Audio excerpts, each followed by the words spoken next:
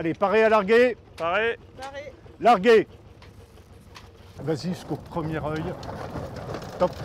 Et donc là, je reste comme ça jusqu'à ce qu'on rentre, quoi. Moi, j'ai fait 15 ans de reportage de guerre, grands reportages, dans des zones un peu craignos et tout ça. J'ai vu beaucoup de, comme on peut facilement l'imaginer, beaucoup de détresse, de souffrance. Je dormais avec les manouches quand il y avait des manouches. Je dormais avec les chiens quand il y avait des chiens. Et quand tu fais pas de la voile et de la radio, tu fais quoi? De la voile et de la radio.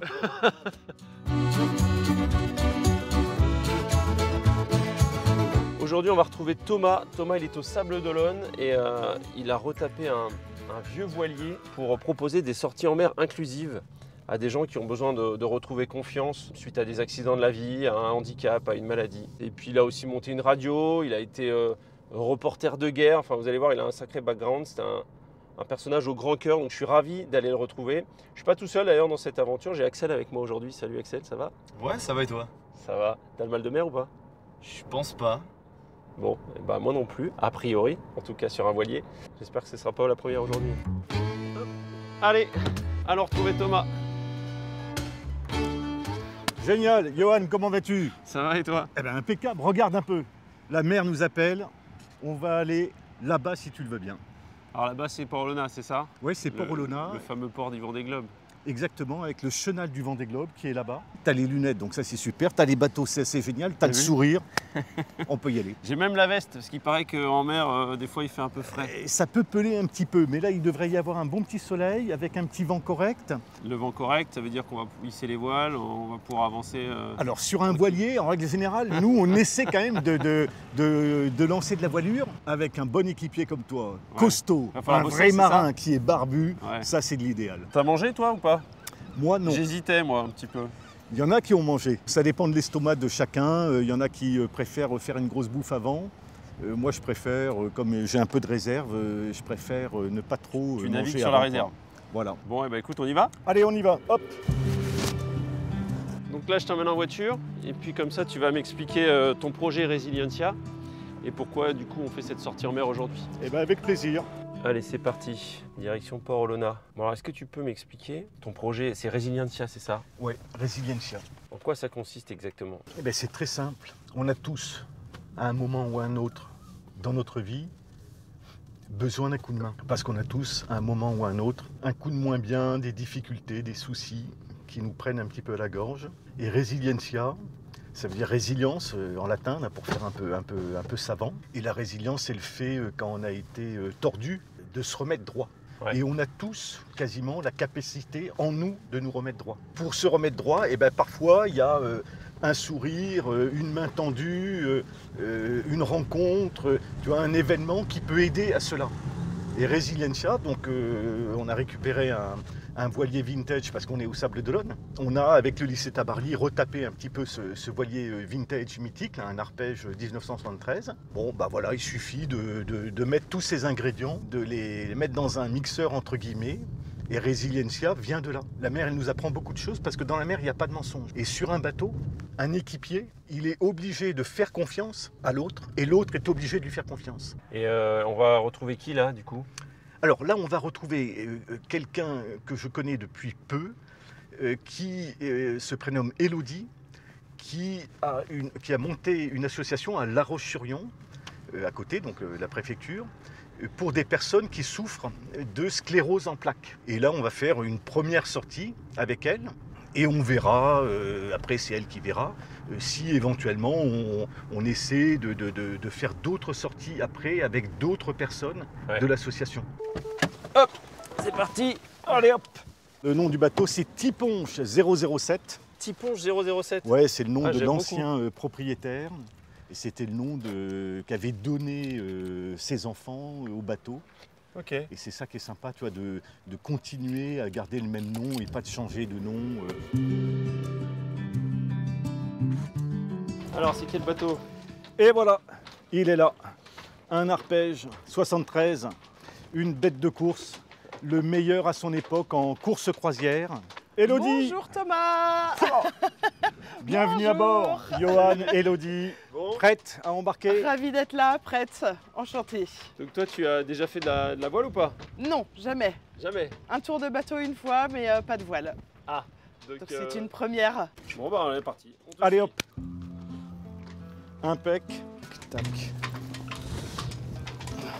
Bon, on se fait un petit point sécurité, ça c'est important, je vous demande de votre attention, ça va être un peu prise de tête, mais il faut le faire. Un bateau, ça se respecte, il y a une règle, une main pour soi, une main pour le bateau. C'est-à-dire qu'il y a toujours une main qui sert à sécuriser la prise pour se tenir, et puis une main pour les manœuvres. Ça c'est vachement important. Après, quand on bouge sur le pont, si on se met à quatre pattes, on se met à quatre pattes. Éric Tabarly, tout le monde le faisait, donc il n'y a pas de honte à ça. Elodie ou Johan, si l'un de vous veut monter tout en haut du mât, eh ben on ne va pas le faire. Voilà, c'est dommage, mais on ne va pas le faire. On va mettre des gilets qu'on va ajuster et on garde le gilet en permanence. Même si la mer, ça ne va pas taper, même si ce n'est pas la tempête compagnie, on garde, c'est plus simple. Voilà, en respectant ça, on est déjà quasiment sûr de revenir au moins jusqu'à l'entrée du chenal. Pour la sortie du port, là, il faut se concentrer. Celui qui ne se concentre pas, par-dessus bord. Donc souvent, on part à 4. Habituellement, on revient à 2. Donc, mais soyez les bienvenus, hein, c'est ça qui est important. Bon, est-ce qu'il y a des questions là-dessus ou pas? Bah écoute, ça me paraît clair. Hein. Hâte de mettre les voiles et puis d'y aller quoi. Alors, Johan. Ouais. Ça, c'est la drisse de grand voile. D'accord. Et ça, il n'y a que des gars intelligents, forts, musclés et sympas qui ont le droit de tirer dessus. Il n'y en a pas sur le bateau. Eh ben, il y a toi. Donc toi, tu vas être chargé de ça. Tire. Et j'enroule en même temps. Non, non, Non. tu fais que tirer Je fais que tirer. avec les deux mains. Hein. Attends, voilà. Ça fait longtemps que tu fais de la voile. Moi, j'en ai fait beaucoup étant jeune. Du 4,20, 4,70, des trucs comme ça. Hop. Ok, c'est bon. Ça sont les freins. Dès qu'on a fini une manœuvre, tu redonnes un coup. Comme ça, on sait que c'est bloqué.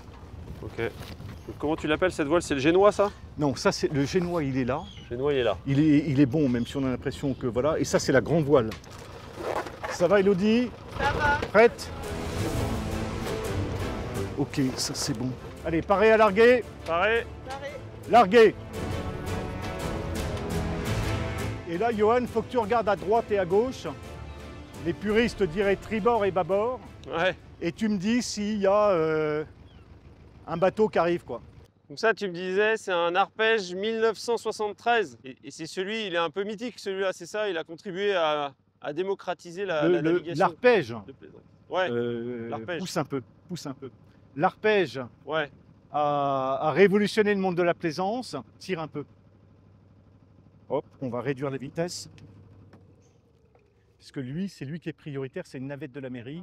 Donc on va les laisser passer. Et comme c'est franc, tu vois, quand on fait un mouvement vraiment franc. Et comme ça, le gars, il comprend vite Oui. qu'on a vu. Et lui, il peut passer là, il n'y a aucun problème. Allez, tu reprends. Parce que avant l'arpège, Dufour à La Rochelle, c'est un architecte naval. Et il n'y avait que des yachts. Et un yacht, c'est construit à l'unité, en bois ou en fer, peu importe, sur des plans, Jean Petit Bonhomme, sur des plans d'avant 1969. Et Dufour a inventé un système en matière composite qui fait qu'il a pu faire une série. Ça a vraiment révolutionné. Et à l'époque, c'était l'un des meilleurs courses croisières. C'est-à-dire qu'on fait de la course avec, mais on peut vivre à l'intérieur. Tu as 6 couchettes. 6 couchettes. Ouais, donc c'est sympa. Ah oui. Voilà. Mais d'ailleurs, il a une histoire particulière celui-là. Il a été longtemps à la même famille qui a bourlingué un peu partout dans le monde. Et les personnes ne voulaient pas le céder. Elles s'étaient un peu résignées à l'envoyer à la casse. Et le projet Resilientia les a convaincus de ne pas l'envoyer à la casse pour qu'il continue à servir. C'est un bateau, c'est fait pour naviguer, hein. C'est pas fait pour rester à quai. Et donc avec d'autres, on a commencé à le retaper. Il y a encore du boulot, il y a toujours du boulot de toute façon sur un bateau. Hein. Ouais. Donc si Et tu ne sais pas quoi faire le week-end prochain, tu viens, on embauche. Elodie, toi, est-ce que tu peux nous dire comment tu as connu Thomas et le projet Resilientia? Alors, moi, j'ai connu Thomas parce qu'il m'a contacté par rapport à l'association dont je suis présidente. Donc, l'association C'est pas des rêves, une association pour la sclérose en plaques. Et Thomas m'a contacté. Je suis venue sur le voilier, mais sans aller en mer. Et aujourd'hui, c'était l'occasion justement de faire une sortie en mer. Et donc toi, aujourd'hui, toi-même, tu es atteinte de sclérose en plaques. Oui, tout à fait, ouais. Il y a 3 ans que j'ai été diagnostiquée. Et au quotidien, ça te handicape à quel niveau? Alors, pour ma part, c'est essentiellement les jambes, les doigts, et après, plein d'autres troubles qu'on ne connaît pas forcément, mais qui nous touchent, que ce soit au niveau équilibre, motricité, troubles urinaires, troubles du sommeil, voilà, plein de choses. Souvent, Thomas, il parlait de confiance. Tu sens que quand on est aussi parfois atteint par certaines maladies comme celle-ci, par exemple, on peut avoir une part de confiance et que ça peut aider éventuellement à regagner confiance aussi, le fait de prendre la barre, le fait d'être sur un bateau. Ouais, complètement, mais c'est tout à fait ça, parce que oui, on perd confiance en soi parce qu'on est beaucoup plus isolé. Et en fait, là, on se rend compte qu'on est tous égaux en fait quand on est sur le bateau parce qu'on est tous au même stade, au même grade. Même s'il y a plus de maîtrise de la part de Thomas, forcément. On va aller un petit peu plus loin, faire quasiment un demi-tour pour qu'on puisse monter la grand voile sans trop de peine, que le vent ne s'engouffre pas. Tu laisses comme ça, et là il faut qu'on se dépêche. Allez, on y va. Ouah. On va s'occuper du génois. Alors Johan, Oui. tu viens. Ce qu'on va faire, c'est que tu vas te remettre un petit peu dans le vent, mais pas trop. Alors, Donc tu tires un peu à toi. Allez, top, on y va. Régulier. Voilà, encore. Bien. Top. Vas-y jusqu'au premier œil. Top. Et donc là, je reste comme ça jusqu'à ce qu'on rentre, quoi.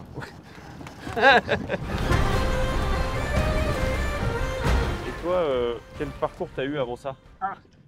La question qu'il ne fallait La pas question aborder. qu'il fallait absolument aborder.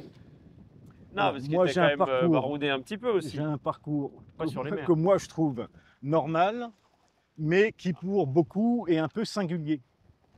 Donc grosso modo, moi j'ai fait 15 ans de reportage de guerre, grands reportages, dans des zones un peu craignos et tout ça. J'ai vu beaucoup de, comme on peut facilement l'imaginer, beaucoup de détresse, de souffrance, et à l'intérieur de la détresse et de la souffrance, beaucoup d'honneur, de courage, d'amour, même si ça paraît paradoxal, hein. Mais même dans le pire des endroits, tu as quelqu'un qui va encore se sacrifier pour quelqu'un d'autre. T'as des pays auxquels tu penses là que t'as. Oui, alors moi j'ai un peu bourlingué au Soudan, en Bosnie, et donc voilà. Et donc mon parcours c'est un petit peu ça. Après j'ai fait beaucoup de communication d'une manière générale et tout ça. Bon voilà, j'ai toujours été ce qu'on appelle un indépendant. Donc quand j'allais sur des conflits, c'est que je voulais y aller, que je préparais pendant des mois et des mois. Je n'étais pas envoyé par une rédaction, j'arrivais pas à l'intercontinental de la ville. Je dormais avec les manouches quand il y avait des manouches, je dormais avec les chiens quand il y avait des chiens. Et donc moi j'ai jamais été dans l'immédiateté de la guerre, mais dans un temps un peu plus long. Ce côté résilience, ça te vient d'où? T'as toujours eu ça en toi ou? Je pense que oui. Moi, je sais qu'enfant, on accueillait souvent à déjeuner alors ce qu'on appelait à l'époque un clochard, maintenant SDF. Donc voilà, tu vois, pour moi, il n'y a rien d'extraordinaire à ça, quoi. Et encore une fois, voilà. Quand on t'a tendu la main, et après, à un moment, c'est à toi de tendre la main aux autres. Il y a un truc dont on n'a pas parlé, c'est Radio Sable. C'est quoi l'histoire de Radio Sable? Alors, Radio Sable, c'est une web radio locale au Sable d'Olonne et sur la Vendée d'une manière générale, où on essaie de mettre en avant les acteurs et les actrices sablés, sablaises, vendéens, vendéennes, qui ont des valeurs propres à la Vendée, que ce soit dans n'importe quel domaine.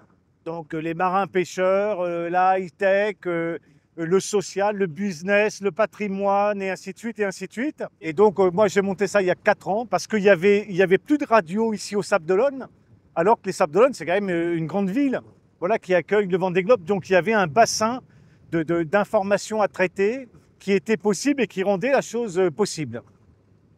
Et pourquoi tu as eu l'idée de monter cette radio là? Mais pourquoi? Parce que la radio, c'est vraiment, pour moi, hein, un peu le dernier espace de liberté. La télé, c'est génial parce que vous avez forcément tout de suite des millions de personnes et ça a un impact monstre. L'écrit, c'est bien, mais la radio, surtout que nous, on fait des émissions, parce que le bateau, il sert à 2 choses, à des sorties en mer amicales et puis aussi à Radio Sable. On fait les émissions à l'intérieur du bateau et donc il y a une ambiance un peu particulière.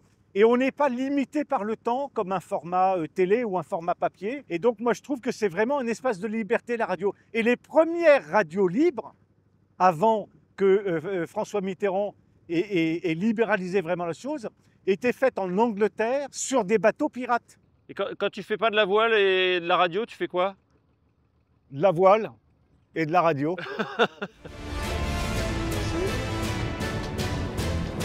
Bon Thomas, Merci. merci à toi surtout, merci Elodie, merci à tous les deux. Merci beaucoup. En tout cas, c'est une chouette initiative que tu as fait là. Et j'espère que de plus en plus de monde pourront en profiter et que ton bateau fasse des petits. Et puis qu'il y en ait plusieurs comme ça dans le port des Sables et pourquoi pas ailleurs aussi. Eh ben merci, Johan. À bientôt. Merci. Ciao. J'essaye de pas tomber à l'arrivée, ce serait Ouais, dommage. essaie. Hop Voilà. là. Allez, ciao. Merci. Salut Thomas. On rentre à la maison? Sur le plancher des vaches? J'ai l'impression de tanguer là, tu sais.